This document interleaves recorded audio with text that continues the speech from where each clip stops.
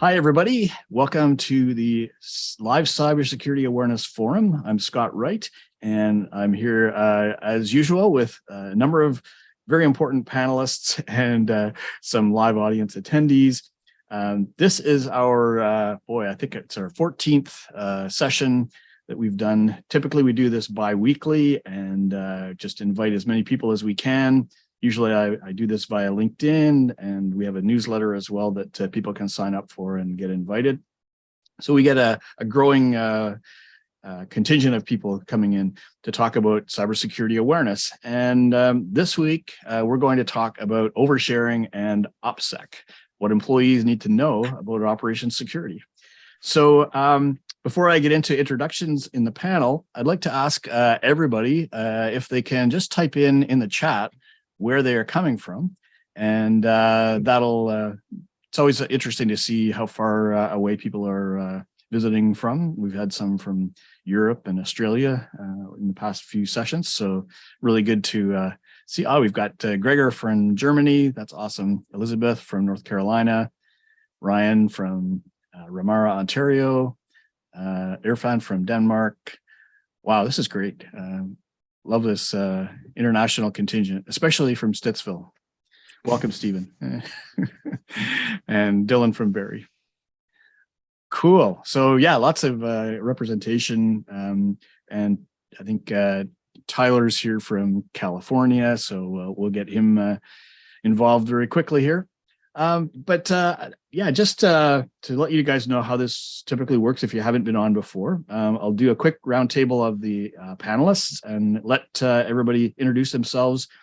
Tyler and I don't need to do too much of an introduction because we've been in this many times before, but happy to have James Castle and Ryan Healey-Ogden on the call as well as panelists, and we'll get them to introduce themselves with a little bit more detail, perhaps. So I'll start with James. Maybe you can give us your name, role, where you are, and what you're passionate about. My name's James Castle. I'm the Executive Director and Chairman for the Cybersecurity Global Alliance.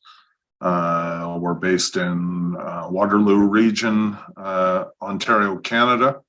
Our organization is a global organization spanning with roughly about 93 board members operating all over the globe, as we have different boards that operate.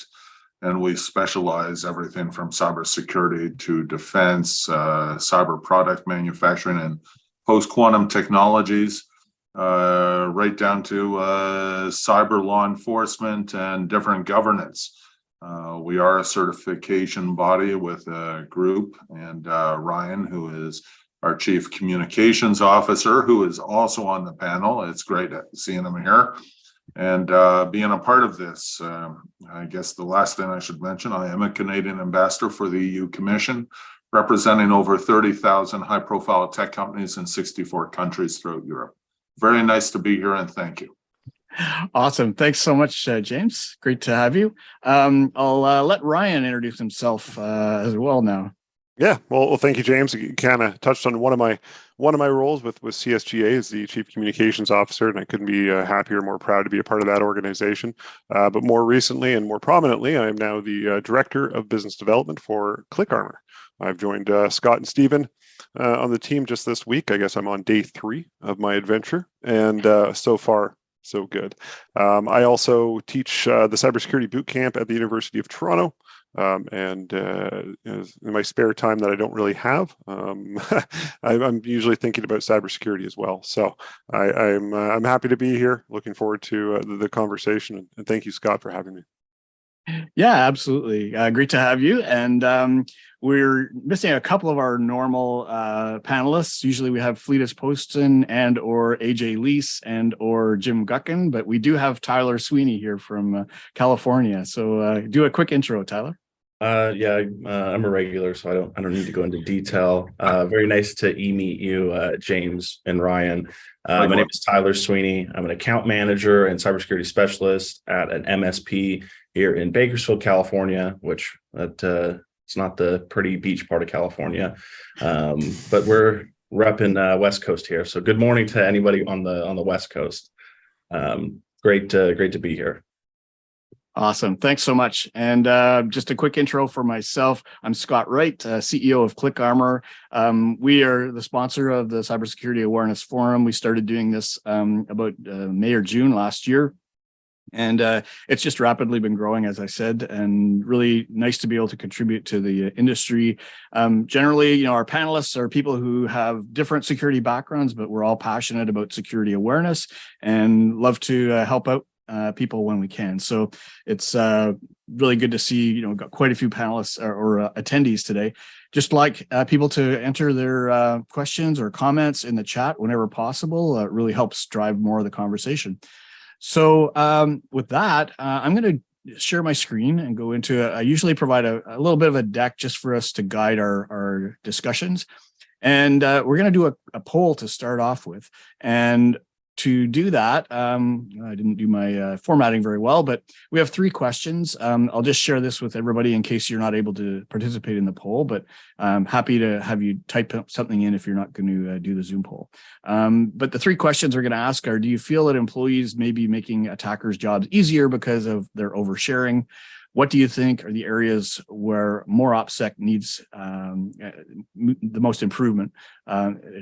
Not very worded very well, but I think you get the idea. Online posting and commenting, discussions in public, accidental exposure of information, or maybe something else. And if you have other stuff, you could type that in the chat. Third question will be, does your organization train employees on OPSEC and methods to prevent unnecessary exposure of information? And we're going to get into more about what OPSEC means in a moment and then get into the discussion. So I'm going to see if I can start the poll. So we're just going to give people a few moments to enter their thoughts on this. But in the meantime, we can turn it over to the panel just to provide any comments that you might have on these particular questions. So I'll start with James. Any thoughts on the questions? Yeah, well, if we're going to dive in at one, I think there's so much that people are doing every single day that is opening up to threat actors being able to hit and attack people individually, leading to cyber stalking, cyber bullying. I mean, the awareness just isn't where it needs to be. And I mean, we try to focus in a number of key areas to training people to understand this. Yeah. But really, I got to say that it is rare to find people who, to be honest, really care. They want to make sure their friends are aware what they're doing, where they're doing it at. And here's a picture of me and credit information. I mean, it doesn't take a lot, but really we need to build a stronger awareness. And I believe that outside the panel that's here, there is more than enough capability to actually engage this. But good question. Yeah, great. How about Ryan? Yeah, I mean, I agree with James. I think, the oversharing has become just natural now. I think we've been conditioned as society to, you need to live on social media. You need to, put everything out there and be kind of an open book. And, things that people don't consider are common usernames. So if you have an open Instagram or Facebook account, Twitter account, you have the same username for all 3.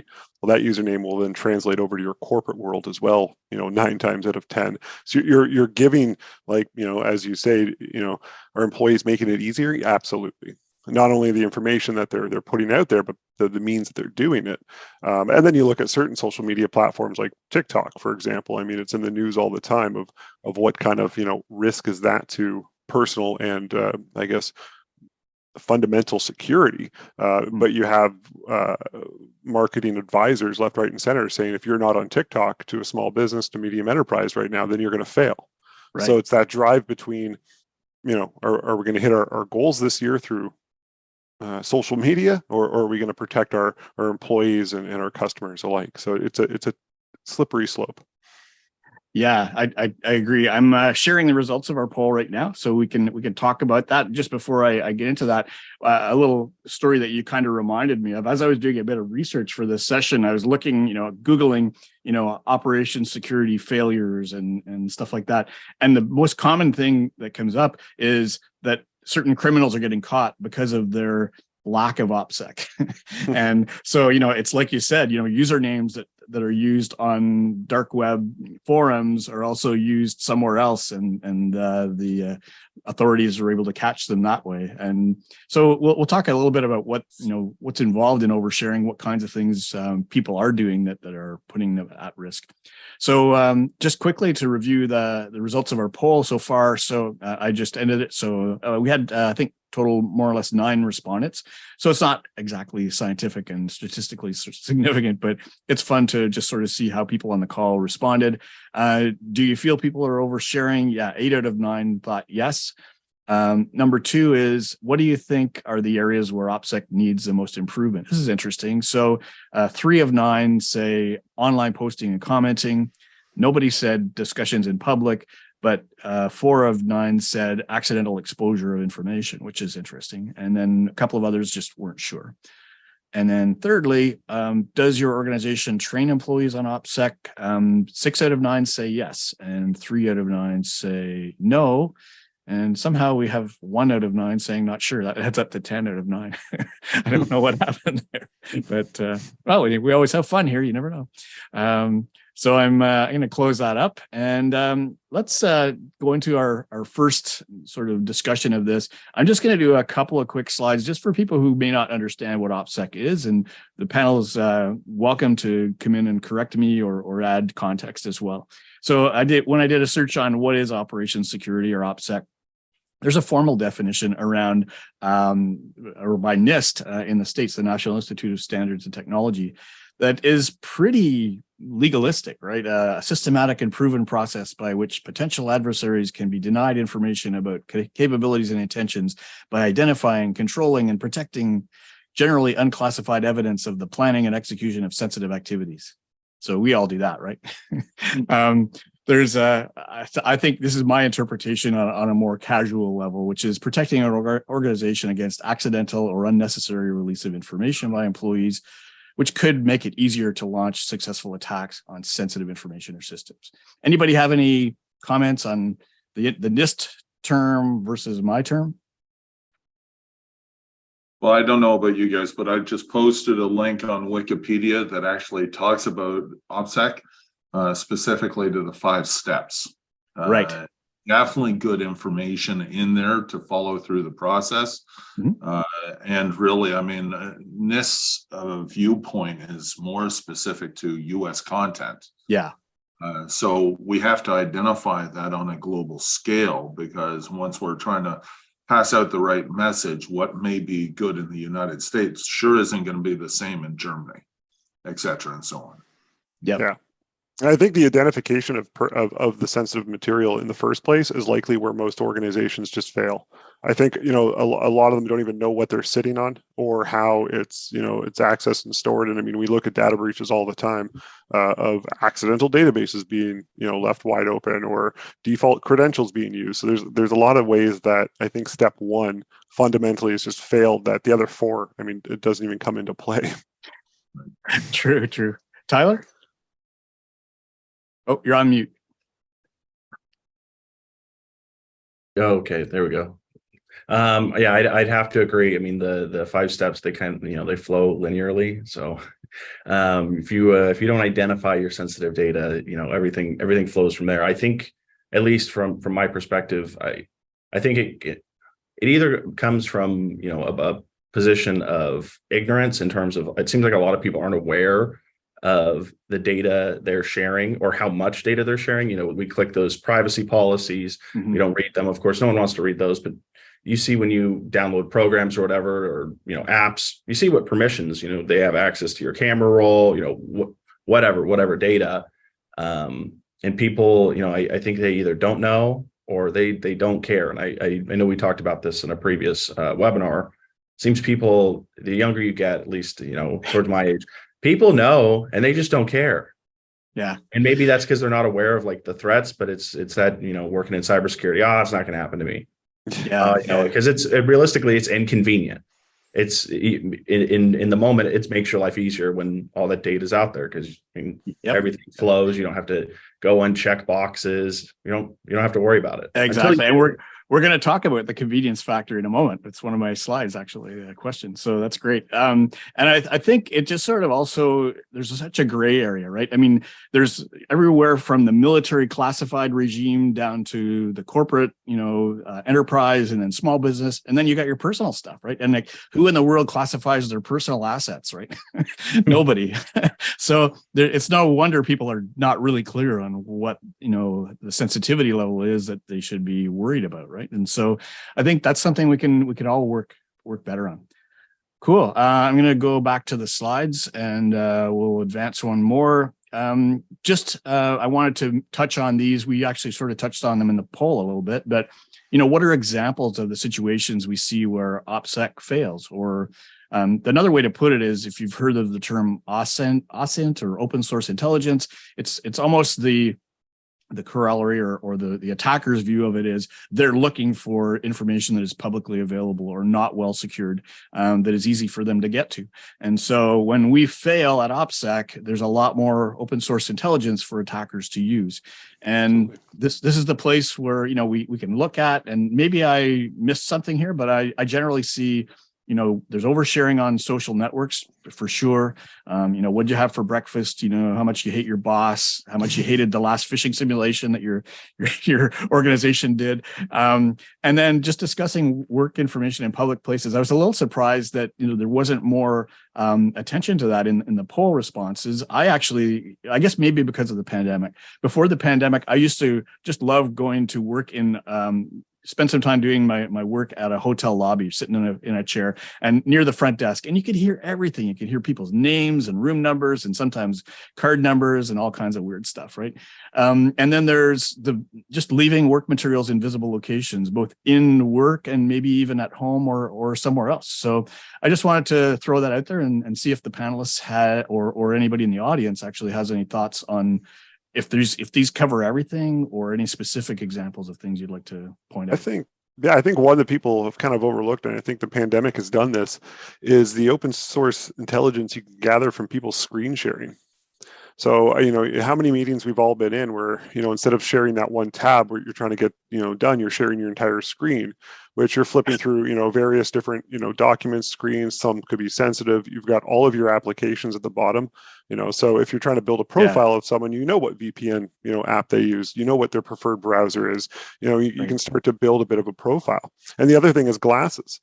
How many times, and I've seen a few videos now where there's actually been, people are actually gathering intelligence through the reflection on people's glasses in sessions like this. So it's all these little things that we're not necessarily considering that could end up, burning us in the end. That again, and then natural oversharing. I mean, people are proud to be at work. That's great, but when you're putting up pictures of your office, and again, you're just building a profile for someone, and that attack vector is getting narrowed down. To add to what Ryan is saying is really bang on, because a lot of locations have mirrors. They have reflective surfaces and so on. And it's pretty easy to grab that information, then reverse it and be able to grab that information, be able to restore or communicate. But also, when you join a communications platform such as Zoom, everything that we talk about, everything that we do is either being recorded or the data is being stored and being used for what? We sign approval by joining their software. So we have to be completely aware what our data is being used for and how to come back to it. But photocopying an imprint based on an image, based on a screen, is actually a lot easier to do than what most people think. Really good point. Yeah, Scott, I think your comment there in the chat, that's the ultimate overshare. Yeah, I was just mentioning when sometimes people get up from a Zoom call and walk away and they got their suit jacket on and their boxers, right? So it doesn't matter where you go. You sign your rights the moment you use their chat protocol. Absolutely. Yeah. Tyler, any thoughts? Yeah, I think, I've heard the glasses things. I think, that's if someone's doing a little deeper in terms of open source intelligence, building a profile on you. I'd really encourage people to go investigate some of those tools. They're free. They're relatively easy to use, and check up on yourself. 9 times out of 10, unless you're into this and have worked to mitigate it, you're going to find way more information on you and your loved ones than you would imagine. Most people are generally surprised at the amount of data that's just publicly, easily, and freely available. Mhm. And in terms of building a profile, an attacker attacking someone at a company, I think there's a lot of cross mingling of data between personal devices, personal accounts, social media that's not private or not private enough. And you can go on Facebook and find most of these people and see, oh, this is their boss, or LinkedIn. Mm-hmm. But yeah, it's the little things. And then mining data dumps Yeah. and data breaches, right? I mean, everyone can just go to Have I Been Owned, type in their email address and see how many data breaches they've been involved in. Yeah. But then those data breaches are available, out in the wild. So I can just, Tyler, I can go drop your email in there, and find out what data breaches you've been involved in. Then I can go hunting for that data. Yep. Like, it's all out there somewhere. We just have to, if you're good at finding it, it's quite scary. Yeah, Have I Been Pwned is one of my favorite resources to point people towards, because most of the time I see about an average for like a email that's been in use for 5 years or so, about 10 breaches. Yeah, I've got about I'm north of 20 with like an original OG Gmail account I've been using since day one. So yeah. Pro tip: use different passwords for everything. Password managers. Yeah, absolutely. All right. So I guess this is one that I used to use all the time in my live training sessions. It's just a situation where people are sitting around in a diner talking, and it's a new employee saying, the new job's so challenging. We have so many systems. How do you manage it? And, one guy's saying, well, it's okay. We just use one password called password one, and we use it everywhere. So, if there's an attacker sitting around in that coffee shop near the office, they're going to hear that kind of thing. That's the way it used to work more than it does now, where you're just seeing stuff on people's shared screens and things like that, and social media. But those are the scenarios that I used to see a lot of. So what are the biggest OPSEC threats and impacts that we're seeing now? Not just, how is it being done, but what's the impact of OPSEC, or of failed OPSEC when it comes to businesses?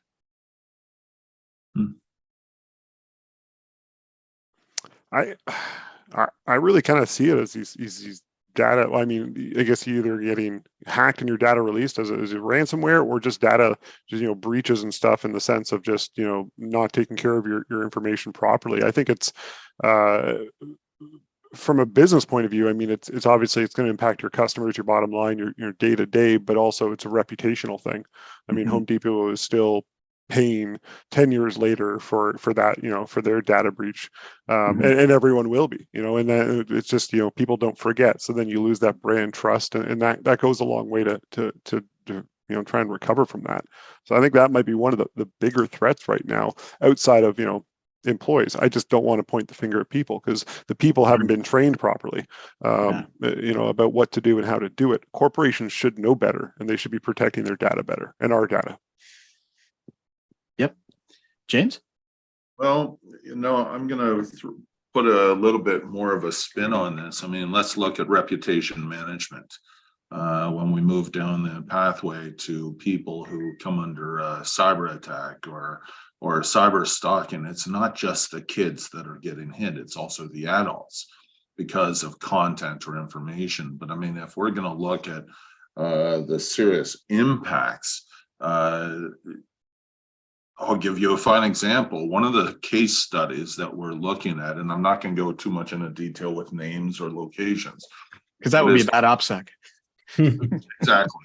It comes down to the fact that when a person becomes a victim of cyber stalking, all of their information, all of their data becomes exposed on the globe. Now, I mean, we have Google and all of these other big platforms saying, hey, we're totally against this, but yet they award Google points to the traffic that comes from these cyber attacks. And you would be amazed how comprehensive these attacks are. And everybody who says, oh, yeah, we're against it, it looks like they're the biggest promoters of it. And when that happens, it's like you need a federal court order or a governance in order to create legislation and so on. And there is just not enough governance to regulating this to prevent the misuse of data information, even though you're signing your privacy saying, hey, you know what, I understand that you own my data because I'm using your software, but that doesn't give them the permission to pass it on, like credit card. Right. Apply something online, all of a sudden you're attacked somewhere else. You can't control it. Yeah. The awareness is the biggest point, and Ryan covered that already. Yeah. Tyler as well. We have to be aware of our environments, especially digital. What about businesses that use, like, for example, free Gmail, right? Rather than using G Suite? My understanding is if you're a paid Google customer, they don't index your data. Whereas if you're using the free version, you could be having all your email indexed. And if you're using it for business, it could be impact to the business. Well, I mean, if we want to really dig into it, why don't we look at Cambridge Analytics? I mean, we can span down the rabbit hole that is going to open up every single door and make this instead of an hour conversation to probably a 3-day event. Yeah, that's for sure. But the thing is, though, that we have no control of our data once you talk on a microphone, once you are seen on a camera. Everything is being recorded. And if you think that it's not, you can throw in as much parameters, but I can tell you that there is a solution coming, and Ryan probably knows what I'm talking about, but that is not for here. Oh, teaser. Well, Teaser. We can talk about post-quantum encryption another time. Yeah. Tyler. To add on to Ryan's point about not wanting to blame this on the users or employees, because we've all heard employees are the weakest link, and we've talked about this before. That's not a good thing to say. That's they're not you got to equip somebody. That's it's like blaming people for not evacuating during a fire drill or a fire and you haven't done any fire drills. But to kind of go with that though, I think the one of the biggest threats is it stems from the employee, right, with phishing emails we see from breaches. But I think that's just a result of lack of training and ignorance, which I mean, and to go off of your point, James, on governance, and we're in the US, I'm in California, so I guess I have a little bit different perspective. I definitely don't trust Google and these big companies with how they're handling data. I mean, we've seen pretty clearly they're not good at self-regulating. I don't know how much I trust. I don't know. In a perfect world, legislation is a great cure, but the understanding of a lot of these people, in terms of cybersecurity or technology in general, you see from some of the questions they ask in Congress, everybody, you're like, oh man, they really don't understand, what they're legislating. So that's a worry for me. But, like in California, we have the California Consumer Privacy Act, which I'll give California credit. It's great, can opt out of data a little bit more easily.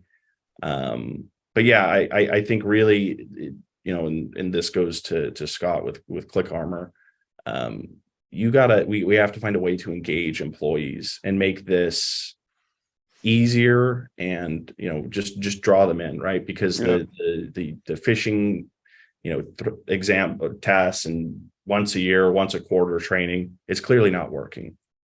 And it's only getting worse. So I think the impetus is on us in cybersecurity, but also on executive leadership at companies, because if we were running companies, I'm sure we'd do things differently. I think a real hard pass is getting executives to co-sign on that. Yeah, that's typically it starts from the top. Yeah, and that's, I mean, executives are the first ones to disable 2FA.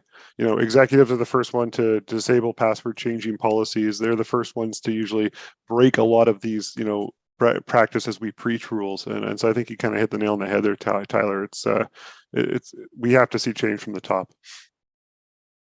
And I mean, another step that needs to be engaged is cross-border interoperability between organizations.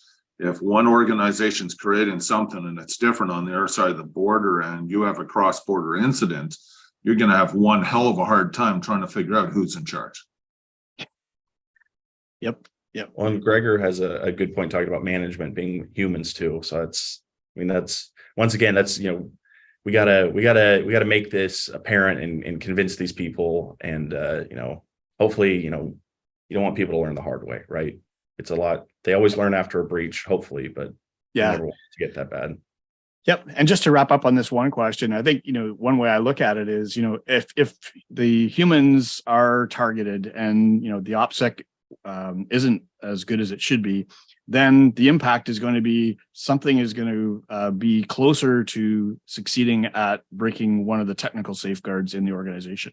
And so we're going to see more of that, right? We're going to understand where the weaknesses are in our technical layer or our management layer as well.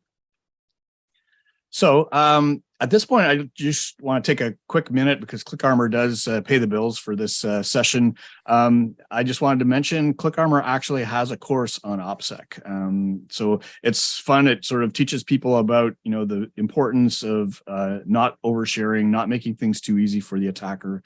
And it actually touches on the kill chain and a few points in the kill chain where people can actually help. And with their expanded knowledge of what the threats look like and what their best practices are, they can actually break that chain. And we do a couple of little fun choose your own adventure type examples and exercises where people can try their hand at just trying to break the chain. So that's just something I wanted to mention. If you're interested in security awareness training and making something new and different, do come and talk to us at ClickArmor, and love to learn about your requirements and help make your awareness training more engaging, fun, and effective.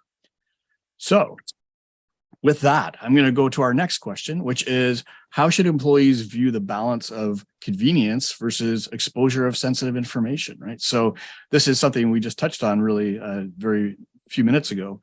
There's this trade-off, right, that everybody has to decide. And because people aren't really, especially in their own personal world, formally trained in this stuff, what do we see as a way forward with this?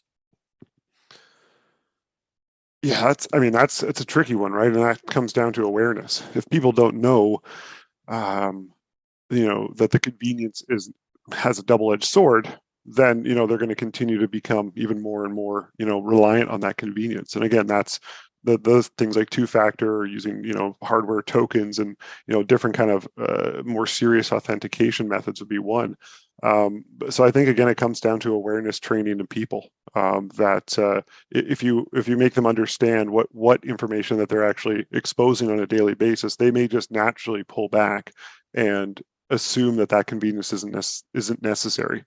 But until they know, I think human nature will always take the easier path. So it's like, yeah, remember my password. Yeah, I'm not going to take a look at this picture. I'm just going to throw it up there. And I think the BYOD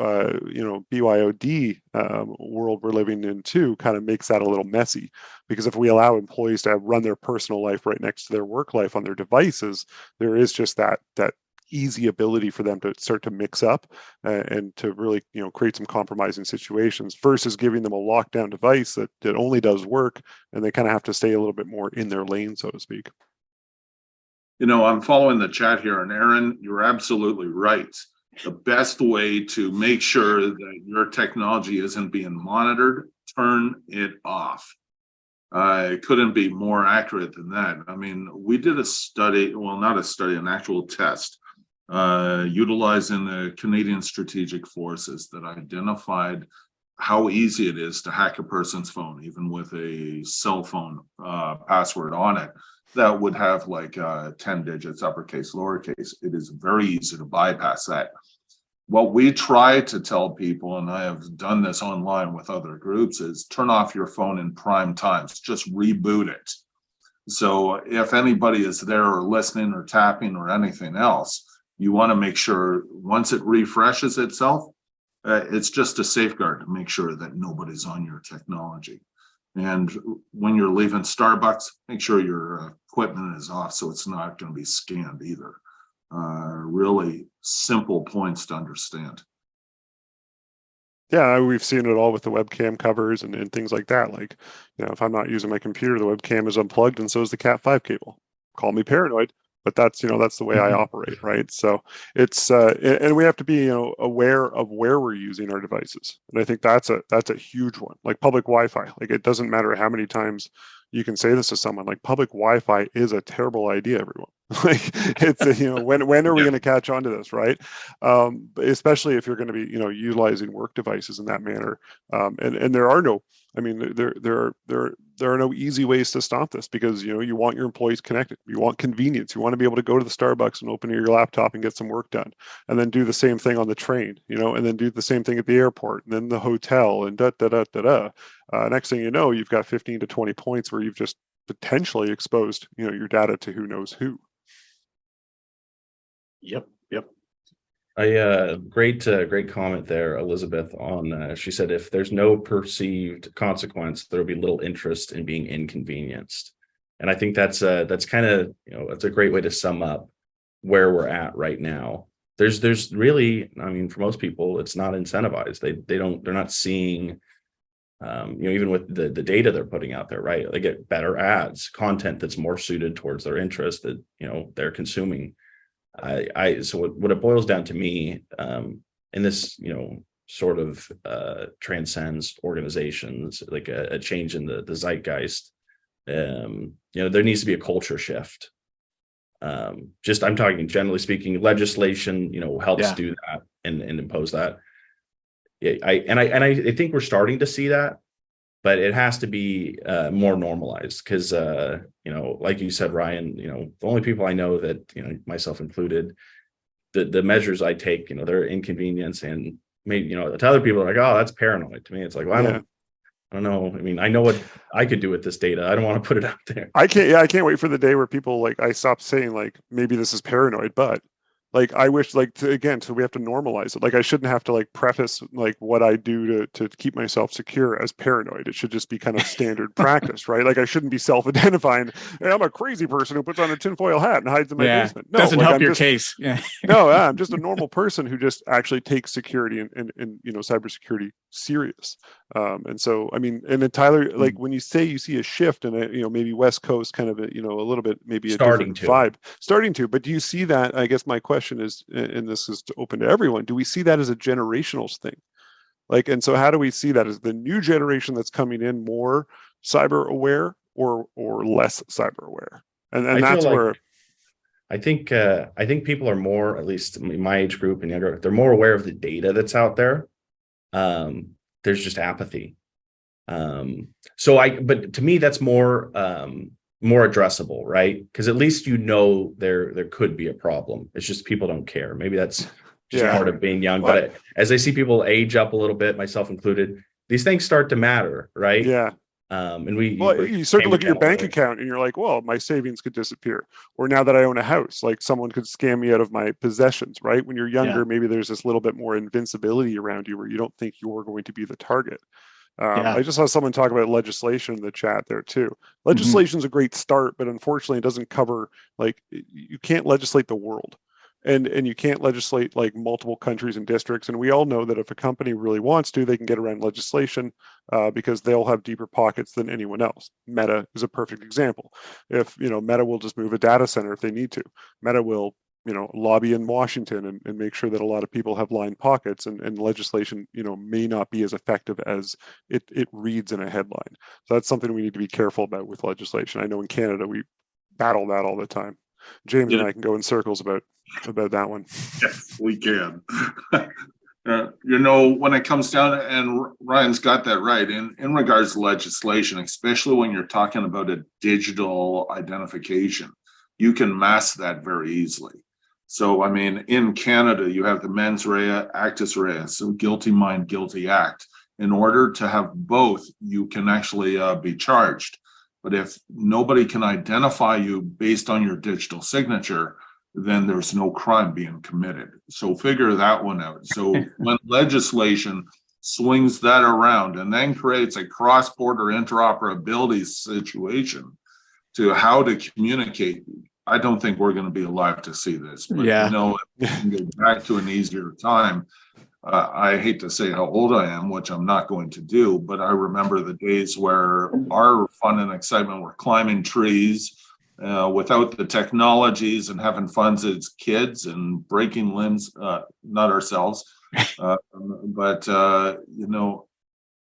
it was so much simpler back then. And if we had started developing the internet with safer protocols, the world wouldn't be as messed up as it is right now. Yeah. So my view on it, I agree. I don't think legislation is necessarily the answer, although I think it can help in some areas to kind of influence things. Even the Canadian, privacy commissioner is trying to, influence things a little bit, which it seems a little better maybe, or at least somewhat satisfying to see. But in my view, there has to be, as you said, a culture shift. And I almost think that's not going to happen by any deliberate means. It's just going to be, I always use the analogy of the Wild West, right? When the pioneers were moving west and they built their ranches and they were attacked by, wild animals and everything else, right? The rustlers and whatever.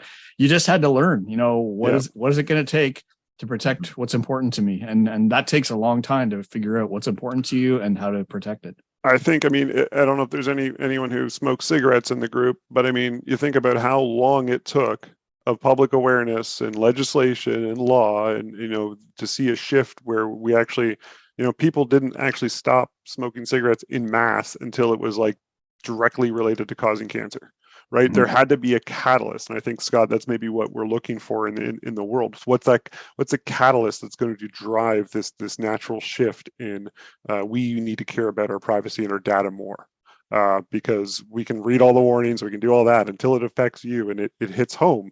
You're not gonna do something different. Right. And I think the tobacco example, just a brief comment, that's such a good one. But also, in speaking to people knowing former smokers, a lot of people knew they caused cancer, knew they weren't good for you. It just wasn't, people didn't care. There wasn't a ton of data out there. And I think that's probably where we're at with cybersecurity, right? Yeah. We know, anyone that knows, that works in the subject knows it's, that causes cancer, right? To be analogous, but it's a matter of changing that public perception enough. And I think, the people aged, and then, it takes time to get cancer, and then these people start getting cancer and we're seeing the impact. And I think, unfortunately, we kind of have to see that. I think organically with cybersecurity, things might have to get worse than they are for people to realize, we need to do this. Like, you're going to have someone in your family go through a massive data breach or an identity, theft, or like James has said, with, the online bullying and extortion and fraud, all these different things. Once they start to touch us in our inner circle, then that's maybe when people will start to then pay attention a little bit more and take some actions on themselves. And Aaron makes a good point. This is not necessarily an issue that the cybersecurity people can address. I think that's what Aaron kind of means. But we can help by communicating, the impacts, communicating the stories and the things that, are happening that people might not be aware of, and that would maybe accelerate that awareness a little sooner. I think, Aaron, the $1 billion lawsuit would be against someone like Meta. So much, man, that would be right? Great. So you think about this, if there's actually a turning point where enough legislators in the United States, actually, got together, private sector, whatever, and actually found, could put together like this caused this, they could actually bring that forward and actually put it to them and start to expose this in court. We've had whistleblowers, from companies talk about, how much data they've scraped on children and how they, targeted ads, and how we know that basically, schools are given Chromebooks for free because Google just wants to start harvesting data from our kids as young as possible. Yep. So you think you've got a good news story on one end, but it's just the data harvesting exercise on the other. It's when that, gets exposed to, and people actually start to care about it, that lawsuit or that, tribunal or that, call to Congress, something might change. Like I hope today that the big CEOs of the food companies in Canada having to answer questions about, price inflation will actually start to change and start to roll out something different. We need, a catalyst. I think, unfortunately, that might also, you guys mentioned Cambridge Analytics before. I think it might, more than it touching individual people, I think the big shift in public perception would probably come after some, lawsuit or some big data breach, something, cyber terrorism. We're looking at this conflict. That's probably what I think is the most likely, because we really haven't, at least here in North America, seen some of these catastrophic or infrastructure level attacks. Perfect example, Tyler. Maybe if Rogers in Canada had actually admitted that massive outage was due to a cyber incident, then Canadians would have actually got more on board with cyber crimes. But until legislation gets in place to actually force companies to actually tell the truth about what's going on, then we're not going to actually have that oomph, right? So I think there's a lot of different steps in, So in the you process. mean it wasn't just a misconfiguration of border gateway routers? No comment. Okay. No, guys, I really have to say that listening to you really brings out a different light. So we have worked with military-based organizations with cybersecurity awareness. And I got to tell you that cyber terrorism, which Tyler brought up, is a really valid point. Right now, I mean, if we look at the world's position, everyone's talking about nuclear war because of the Ukraine and Russia, and many people believe it's just a physical deterrent. Well, the real problem is that the new photonic supercomputer that was designed by China, it'd probably be about 4 years away from being able to hit North America with a true cyber war. Now, would we stand any type of critical infrastructure hit at this time? The answer is no. NIST, DARPA, all the major organizations involved in creating solutions are failing because it's mathematical. A supercomputer will rip through it like no tomorrow. There are solutions that are being developed, and we have roughly about 4 years before we need to be ready. And what we need to do is push by all the BS that's out there and really do this alignment. And this is one of the reasons why Ryan and I work together. We work globally for the purpose of trying to create some sort of sense to the interoperability that needs to exist for organizations to be ready for cyber war. Because right now, we don't stand a chance in hell. Yeah. Cool. We can move on a little bit, I guess. Just wanted to see if there are any innovative methods, demos, or tools. We talked about can I be pwned? I guess it's called. Or have I been pwned, yeah. Right? I get that mixed up with our own. Can I be? Can I be fished is our own little self-assessment thing. But any tools that you find are useful for educating people about OPSEC and protecting information? One of the ones I like to recommend, and I'll send this here in the chat, is privacyguides.org. And that's, they have a bunch of knowledge bases, recommendations for browsers, configurations, operating systems, DNS, VPNs. It's a good hub and starting base. Another open source, crowd built repository. And it's just a good starting place, to just start with education and work from there. Yeah, something similar is the CIS security guides. I mean, you can harden basically anything, basically any app operating system is on there and it has a guide you can kind of follow. That's what I always recommend for people, just to kind of get an understanding of what their computer is sharing or what their phone is sharing or what their specific software is sharing. And yeah, it's just being aware of, I'd say be aware of the apps you use and understand what data is shared by them, and doing that deep dive and spending that time to look into it. The more you're aware, I think the more then you're shocked and awed, and you will do something better. And then it's like, I always say this, pass it on. We need to continue to pass this knowledge on. So if you're the cybersecurity expert in your family because you just happen to know the most, pass it on, because that will go a long way in protecting all of us. Cool. In regards to Gregor's comment there, privacy is big wherever you go. The problem is that people talk about privacy all the time. If you're, say, walking in downtown Toronto, you are not going to get further than 5 feet without being on a camera somewhere, absolutely anywhere. You've got digital facial imprinting. You've got a number of things that are going on around you that you have no idea that it's going on.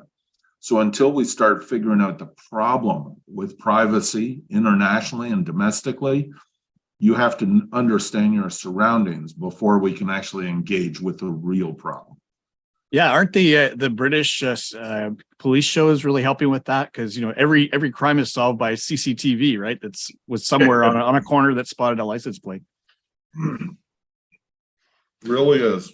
Well, and don't forget now the OPP in Ontario are scanning every single license plate they drive by. Oh, geez. Yes, they claimed it's just for expired plates, but well, we all know that that's a flat out lie. Hi, big brother. Yeah. All right. Well, that's great, guys. I'm going to just try and wrap up here. We'll talk about what we're doing next time. In 2 weeks, on Thursday, March 23rd at 1 p.m., we're going to do a session just like this, but we're going to talk about artificial intelligence and security awareness. So from both sides, the attacker side and the defensive side. So should be a lot of fun. Hope you guys can join us for that. And you can scan the QR code and get right to the registration page. Don't waste any time. Then I don't have to send you reminders. And so that's all good. I would just like to open it up to the panel. One last word of wisdom from each of you before we wrap up. Tyler, do you want to start? Well, I mean, we beat the employee, being the weakest link thing, death. I think that the best thing is just we gotta educate people. Making them care is really the hard part, I think. And that's where, like Click Armor and other training platforms come in. You got to find a way to make this content stick. Yep. Because when it's just like any other training, they just click through it.